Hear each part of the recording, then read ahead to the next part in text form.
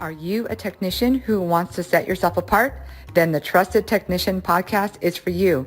I'm your host, Dr. Krista Fabric with SBE, and on this podcast, we will have top performing technicians and experienced HVAC coaches and trainers sharing their tips and strategies to help you be more successful.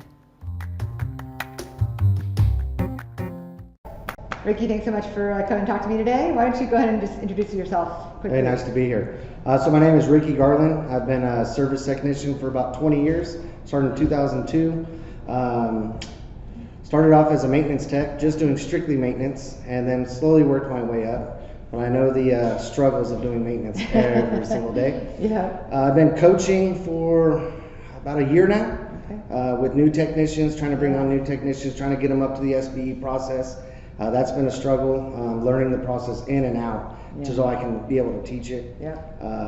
I got 3 adult kids and a granddaughter, actually. Awesome. Oh, how old is she? She is going to be 3 this year. Oh, that's fun. That's fun. You look way too young to have a granddaughter. I started young. You started young, I started very young. That's fun. And so, and tell us what company you're with and where. With Wally Falke out of Modesto, Turlock area in Central California. Yeah. And I don't know if we've gotten talked about this before, but I actually, one of my best friends growing up, her dad was from Turlock, and so I've been to Modesto and Turlock a ton. I'm born and raised in Southern California, but so I actually know your hood.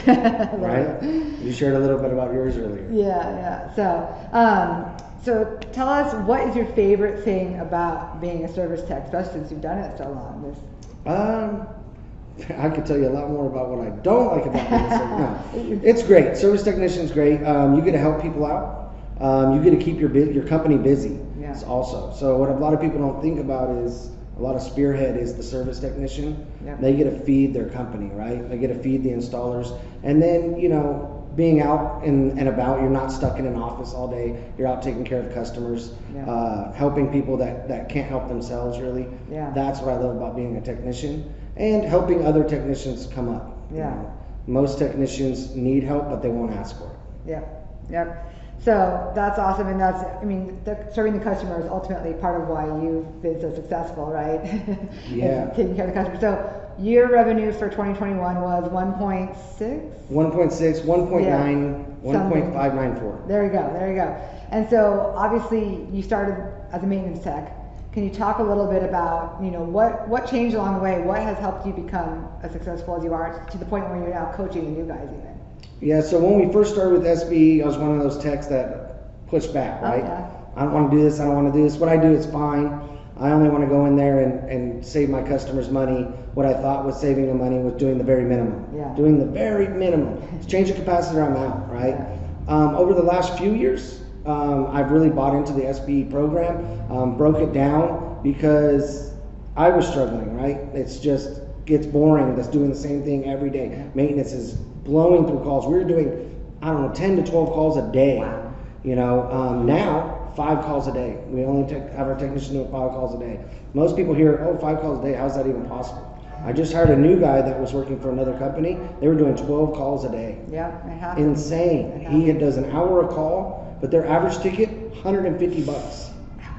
Yeah, and they don't do any sales, all turnovers. Yeah. The technicians get no spiffs at all. Nothing to fulfill themselves. Yeah. They're like, every time it came to a unit sale, push it off to another guy. They got no kind of self-worth out of it. You're just supposed to go fix the units and get on, speed through them. Now he starts here, he's like, oh my gosh, this is amazing. You mean I can actually take time? Yeah. And I'm not calling him after an hour and a half and be like, hey, what's going on? Right. So the SBE process has really kind of helped that. It helps me, so when I bring on a new technician, I have a process. Mm-hmm. It's not like, hey, this is what we do or this is what we expect, good luck. Yeah.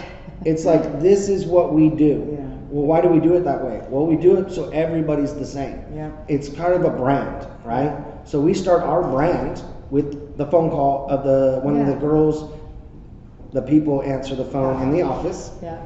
There's a lot more male CSRs now, right? So when the phone call happens, it should be the same. Like Coca-Cola has a brand, right? Yeah. There's a reputation to have.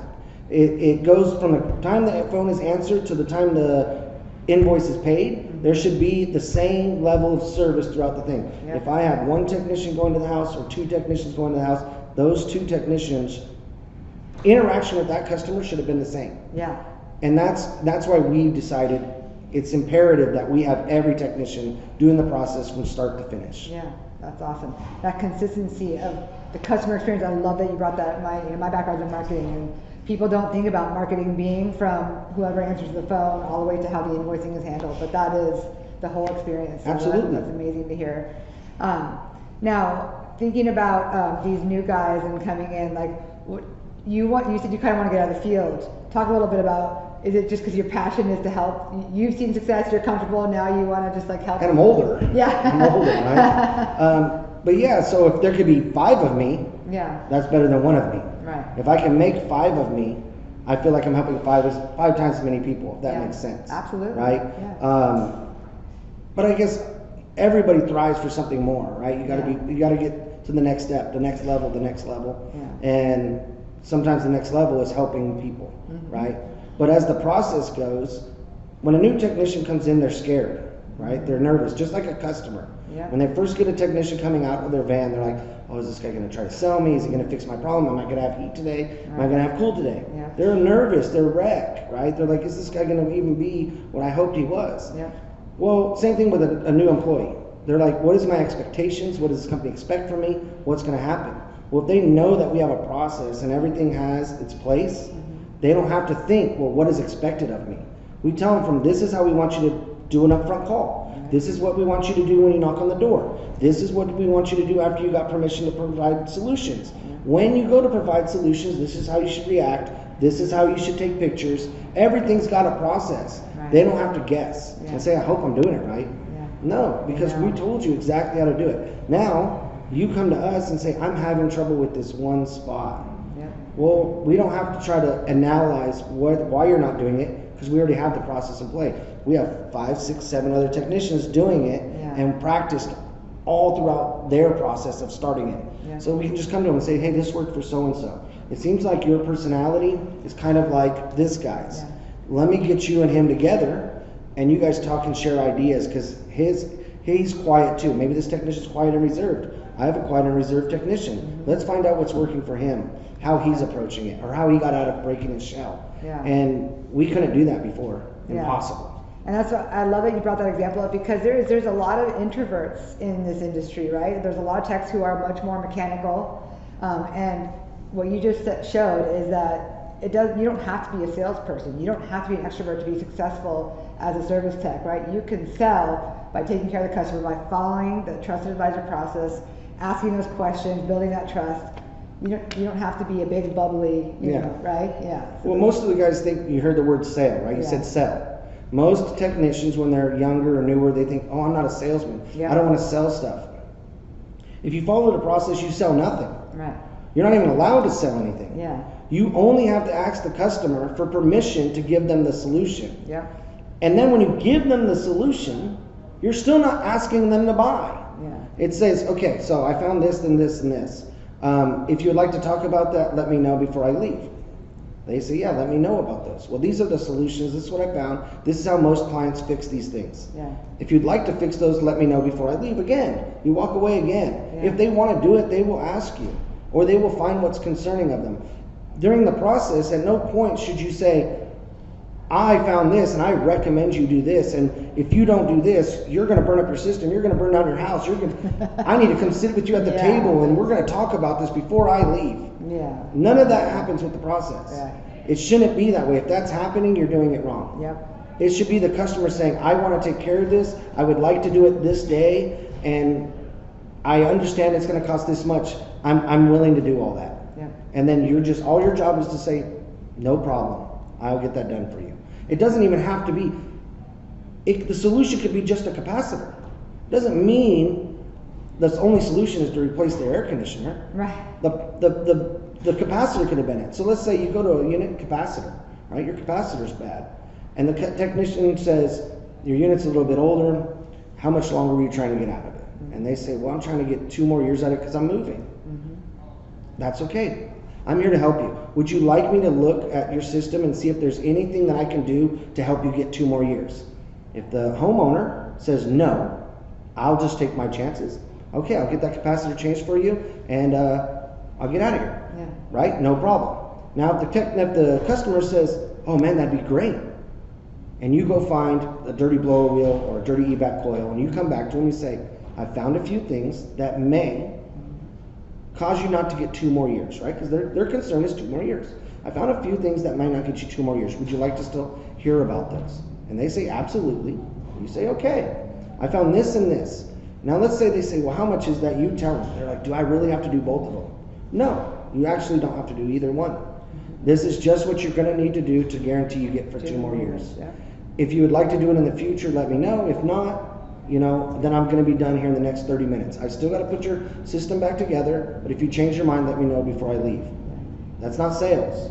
So now, most guys will say, let's say they decided and they said, yeah, go ahead and do it. Oh, I sold them this. I sold them this coil cleaner. I sold them this blower motor, right? No, you didn't. All you did was help them decide that it was important to them enough to do it so they can prolong the life of their equipment. Yeah. That's all we do. You let them make the decision. They chose. They came and said, this is what I want to do. Yeah. Love it. That was like one of the best explanations of not selling that I've heard in a long time. So. Well, the new technicians or the guys in the masterminds, when they hear about this, they're like, I've never heard it explained that way. Yeah. When I hear them say that we sell, they think that they're not doing a good job unless they sell equipment. Yeah, no. We're not asking you to do that at all. Not at all. No, that's right. That's right. Your average repair bill is just as important as your average equipment. Absolutely. But you're not going to get that unless the customer trusts you, and the customer's not going to trust you if you're trying to sell them a bunch of stuff. Yeah. Right? If that makes sense. Absolutely. Yeah. No. Securing the repair is just as important as finding selling a new system when it's appropriate. Right? Yes. Yeah. Absolutely. Yeah. So awesome. All right. So obviously you've had a lot of success in this industry, to the point where you're now coaching and training new guys. But what is the success meant to you? Like the income or the change in lifestyle or anything? How has that impacted your life? I feel more important. Let's put it that way. Yeah. So money, I'm not too big. Money's money, right? Right. I'm not one of those big, super flashy people. So when I can help another guy get better, that's what fulfills it for me in the industry now. It's more of like here today, you know how many people came up to me and was like, oh, remember this mastermind? Remember this time you talked to me? Oh, it really helped me. I really had a boost in my numbers after this. Or Austin was really struggling last year. Yeah. I came and talked to him. Me and Brandon were talking to him on the phone, helping him get through it. And then he said it really helped him get through it because he just lost all motivation just for struggles, right? Yeah. And he was like, man, you two talking to me really helped out. That's what makes it for me now. Yeah. And I wouldn't be able to do that because, let's just face it, people won't follow you. Like, let's say if you want to make a ton of money, you follow a guy that has a ton of money. Right. You want to do better in sales and better in helping your customer, you find a guy that's good at helping his customers who's doing sales. Yeah. What do they say? If you want to be the next millionaire, hang out with millionaires. Yeah. If you want to be a drug addict, hang out with drug addicts, right? You want to be a good technician that can take care of their customers and have good relationships with them, you hang out with technicians that do that already. Yeah. And you find a ton of them here. I know. And that's why I love seeing the contractors that invest in their new guys to come to this too, right? Absolutely. Because when we were sitting in the tech panels, I mean, it wasn't just the guys up at the front talking, it was the whole conversation was valuable. And people want to know, right? Yeah. The techs want to know. Yeah. Everyone wants to know the secret. Yeah. The secret. Yeah. Right? The secret, what is the secret, Ricky? Well, we discovered this in one of our classes today. So the guy was like, well, what's the secret? What's the secret? You guys told us how you guys get there and what you guys do, and mostly it's just following the process. But what's the secret? I told him one of the secrets is what they teach you in SBE, like, for example, is you need to listen, right? Well, I'm all day. My biggest thing when I do coaching is getting to the know, getting to the knowledge, getting to the questions that help you move it forward. But a good question is only as good as you're listening to the answer. Yeah. You can't hear a customer talking about air quality and all you want to do is ask them about energy savings. Yeah. You can't do that. Right. They're sitting here just wasting time talking about energy. Meanwhile, she's like, how do I stop Fido from bringing dirt into my house? Yeah. And you don't listen. She's like, well, I'm going to wait on that. And you're like, what happened to the sale? What happened? I thought she wanted to do something. No, because you were talking about energy. She wants filters and IAQ product. You're talking about replacing the system with higher efficiency equipment because you're you want to sell her energy equipment. She wants a cleaner system. You could have talked to her about a less efficient unit with more indoor air quality add-ons, and she would have jumped on it. Yep. Because now she don't have to feel guilty about bringing Fido in the house. Yeah. Right? Yep. We just don't listen enough. Listening. Yeah, listening and right, shutting up, right? You tell them something and then you just shut up. Yes. That's the other part. Don't talk yourself out of it. Yeah, exactly. All right, well, so you've given a lot of actually good advice for new techs or even seasoned techs who are kind of stuck in a spot where they're working too many hours or whatever. But if you had one little gold nugget to leave with those newer techs or techs that are burnt out, what would it be? Oh, it's the asking questions, right? I understand listening is, but what I say is practice asking questions. There's a little small thing that I do with all new technicians or new people I meet when they're like, well, how do I ask questions? Yeah. So it's a filter, right? You go to a customer's house and you tell them they have a dirty filter. Most of us say, hey, your filter's dirty. But have you ever tried saying, hey, were you aware your filter was this dirty? Just change little things every day into a question. Everything you want to tell a customer or people in your family, your friends, anything you're out doing, try to phrase it in the form of a question. Like instead of saying, hey, honey, I'm going to the store. Say, hey, honey, you don't mind if I go to the store real quick, do you? Just form it in a question, because that's everyday practice. You can use it for everything. You tell your son, hey, go mow the lawn. Instead say, hey, were you going to mow the lawn today? It's just different. You still get the same point across, like you're hoping that it's going to happen, but you get more engagement back from them. For any new technician. I love that. And that is, we hear that all the time, that people, as they learn some of the principles in the SBE process, the trusted advisor processes, they end up using it in at home too, right? Yeah. And every day. So. But they do a lot of that. They'd say, ask questions, and they're like, what questions do I ask? What's the magic question? Anything can be a question. Yeah. Awesome, Ricky. I so appreciate you taking the time. So much good Anytime. information. Anytime. It's a lot of fun. I'm sure we'll have you back on again later. Right?